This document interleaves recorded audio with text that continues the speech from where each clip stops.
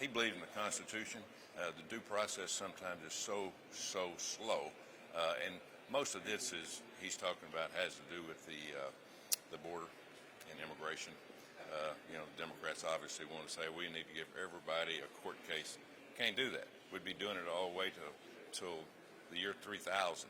But shouldn't everybody have due process in this country? Well, they should have, but if you're a citizen, if you're an illegal, you're given a short period of time and gone. We got to get people back out of this. We can't afford it.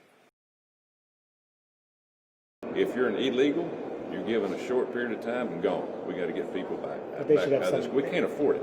At least at a hearing to appeal their detention. Well, I'm sure they're giving a hearing on the way down back to the border. Some of them, they've been putting them in a plane and sending them to El Salvador. Well, most of those are criminals, and I'm like President Trump. We don't need to put up with any criminals in this country that are not citizens. If you're a citizen and you're a criminal, you're going to get your day in court. But some of those who are not criminals have not been able to make their case. Well, that's yet to be heard.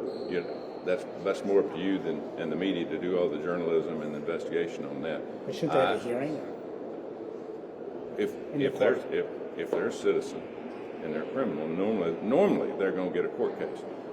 If they are not a citizen, no, I'm ready for them to go home. We can't afford them. It's costing you and I and everybody in this country a fortune to pay for people here that shouldn't be here.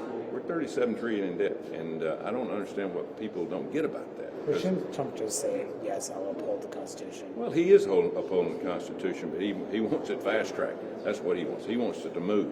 And in our country, government doesn't move very fast. And as we've seen, and if the Democrats would play ball a little bit and quit trying to block everything in the world that he's doing, he might be a little bit more understanding of that. But they have played four corners basketball, stall it, push everything to the limit, don't give him what he wants. They're trying to stall because they know he's got 3.5 years left. And President Trump saying, hey, you going to play that way? You're going to play this way. But bottom line, you're okay if some people who are being detained and deported don't have a hearing due process? 100%. I think you round them up and you take them home. They came here.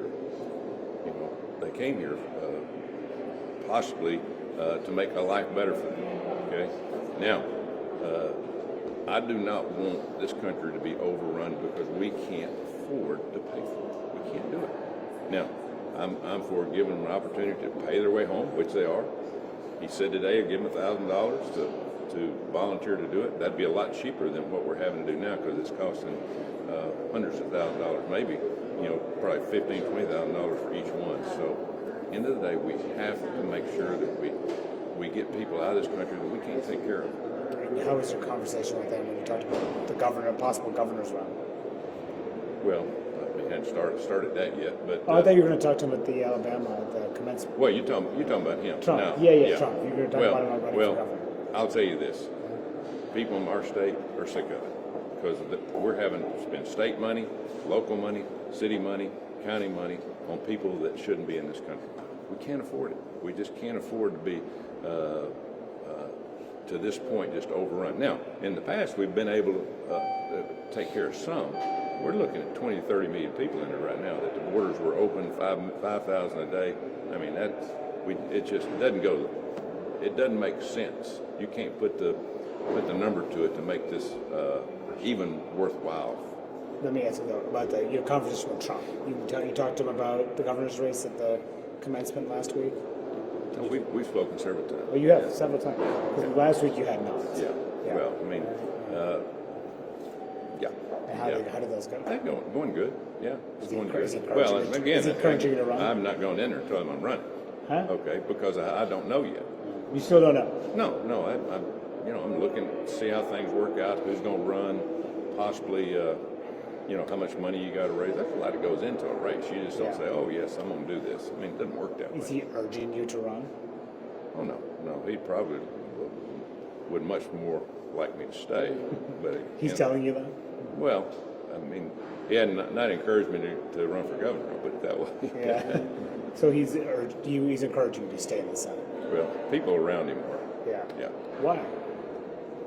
I mean, I'm on his team. I was the first person to come out for him and and say, I'm supporting him to run for president, second time. Nobody else did for a long time.